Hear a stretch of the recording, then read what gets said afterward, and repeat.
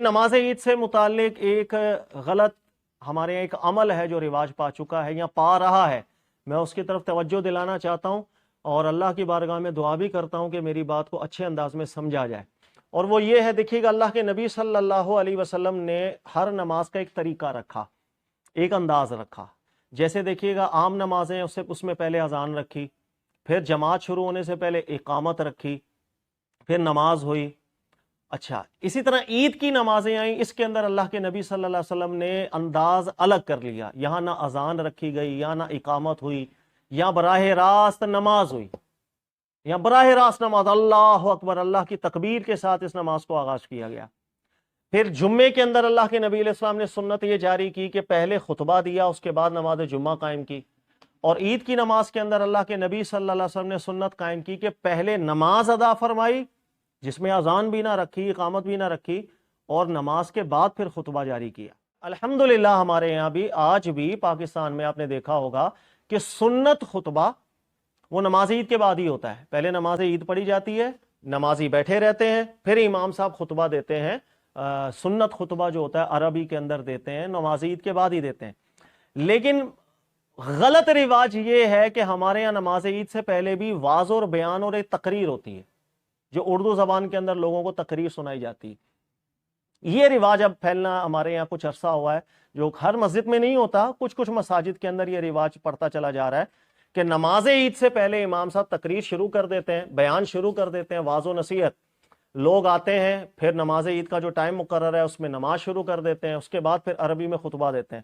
سمجھانا مقصود یہ ہے کہ یہ نماز عید سے پہلے جو اردو میں واعظ و تقریر ہے، یہ خلاف سنت بنتی ہے، اور بالکل خلاف ہے۔ چاہے آپ بولیں کہ اس کا فائدہ ہے، تدریس ہے، علم سیکھنا ہے، لیکن اللہ کے نبی علیہ الصلوۃ والسلام نے جو سنت جاری کی، یہ اس کے خلاف۔ اس کی وجہ یہ کہ اللہ کے نبی علیہ السلام بھی عید کے دن عربی خطبہ بھی دیا کرتے تھے، جو نماز کا سنت خطبہ ہے۔ اس کے علاوہ واعظ و نصیحت بھی اللہ کے نبی علیہ السلام نے کی، خطبے سے ہٹ کر، لیکن وہ بھی عید کی نماز کے بعد، وہ بھی عید کی نماز کے بعد۔ اور اعلی اعلان اللہ کے نبی علیہ السلام نے ایک سنت قائم کی، جو ہم تک روایتوں کے ذریعے یوں پہنچی۔ بخاری اور مسلم کی روایت ہے، ابو سعید خدری کہتے ہیں، کانا رسول اللہ صلی اللہ علیہ وسلم یخرج یوم الفطر والاضحی الی المصلی، عید الفطر ہو یا عید الاضحیٰ ہو، اللہ کے نبی علیہ السلام تشریف لاتے تھے نماز عید گاہ کی جانب۔ فاول شیء یبدأ بہ الصلاۃ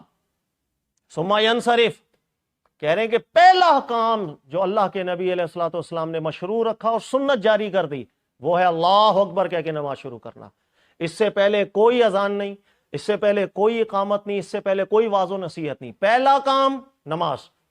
پھر نماز پڑھنے کے بعد ثم یقوم مقابل الناس، پھر نبی پاک علیہ الصلوۃ والسلام نے قیام فرمایا، پھر والناس جلوس علی صفوفہم، لوگ اپنی صفوں میں ہی بیٹھے رہے تھے، فیعظہم، نبی پاک علیہ السلام نے ان کو خطبہ دیا۔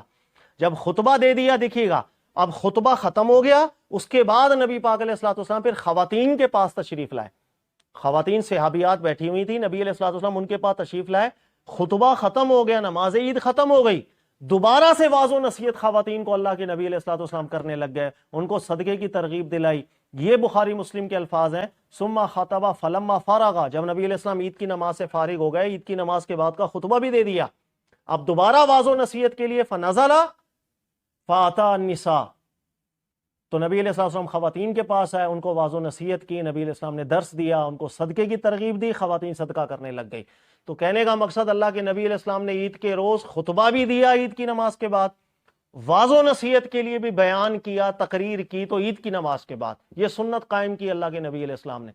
اور لفظ اول شیء، سب سے پہلا کام جو ہم کریں گے، اللہ اکبر، نماز شروع۔ تو ہمارے یہاں یہ جو رواج پڑ گیا ہے کہ پہلے واعظ و نصیحت کرتے ہیں، اچھی نیت ہی ہوگی، لیکن بہرحال اللہ کے نبی علیہ السلام نے جو سنت قائم کی اسی پہ رہیں،